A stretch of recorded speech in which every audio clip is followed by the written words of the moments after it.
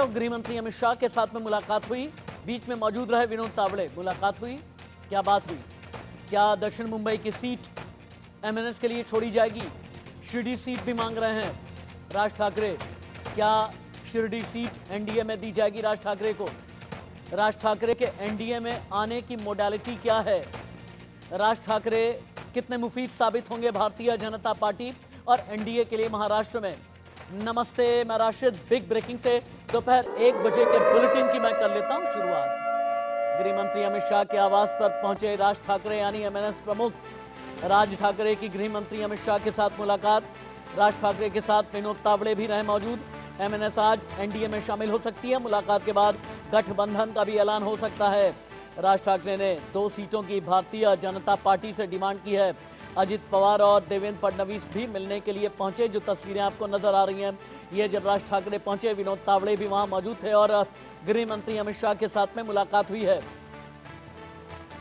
NDA में राज ठाकरे जाएंगे। मुलाकात के बाद अब गठबंधन को लेकर के ऐलान भी संभव है। इंडिया न्यूज संवाददाता वृषाली कदम मुंबई से लाइव हैं और मनोहर केसरी दिल्ली से रिपोर्टिंग कर रहे हैं। पहले मनोहर केसरी के पास चलते हो। मनोहर, गृह मंत्री अमित शाह और राज ठाकरे की मुलाकात की इनसाइड स्टोरी क्या है? कितनी देर की मुलाकात हुई? किस किस एजेंडा पर बात हुई है? वो 2 सीटें कौन सी हैं जो राज ठाकरे मांग रहे हैं? देखिए राशिद, अभी 2 मिनट पहले ही राज ठाकरे और विनोद तावड़े यहाँ से निकले हैं अमित शाह के घर पे। यहीं पर मैं मौजूद हूँ और जस्ट अभी कुछ देर पहले निकले हैं। 2 सीटें जिनकी बातचीत चल रही थी, राज ठाकरे 2 सीट मांग कर रहे हैं, मुंबई दक्षिण और शिरडी लोकसभा सीट के। लेकिन बीजेपी कह रही कि 1 सीट देंगे, इसीलिए अमित शाह से इनकी मुलाकात हुई है। क्योंकि जो सीटों के बंटवारों को लेकर के जो रणनीति तैयार हुई थी, याद होगा कि फरवरी माह में ही देवेंद्र फडणवीस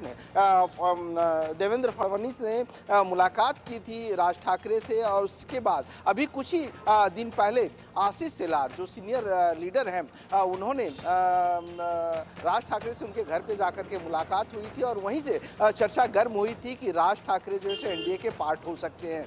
और अब जब आखिरी दौर की बातचीत हुई है अमित शाह और राज ठाकरे के बीच में कि ये 2 सीटों पर कैसे बात बनेगी, क्या कास्ट इक्वेशन होगा, इन सब चीज़ों को लेकर के बातचीत हुई है। अब जब महाराष्ट्र को लेकर के एनडीए की सीटों की घोषणा होगी तब देखने को मिलेगा कि किस पार्टी को कितनी सीटें मिलती है।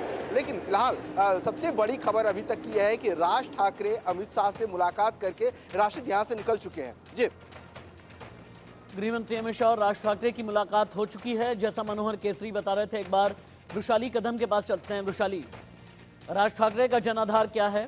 पहले तो हमें ये बताएं, जिन 2 सीट की डिमांड कर रहे हैं राज ठाकरे, वहां का समीकरण क्या कहता है?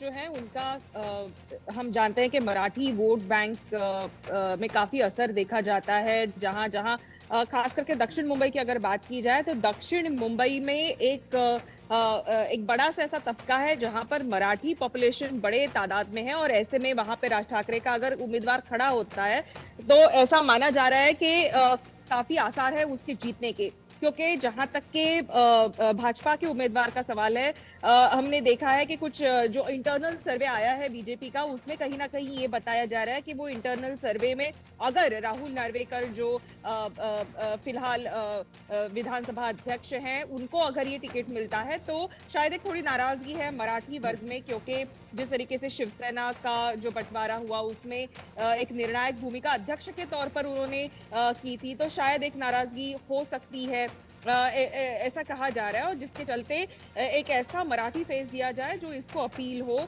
और इसी के चलते राज ठाकरे का जो है कैंडिडेट वो शायद इस पे खड़ा करने का भाजपा वृषाली कदम, आपका बहुत बहुत धन्यवाद। और मनोहर केसरी, आप भी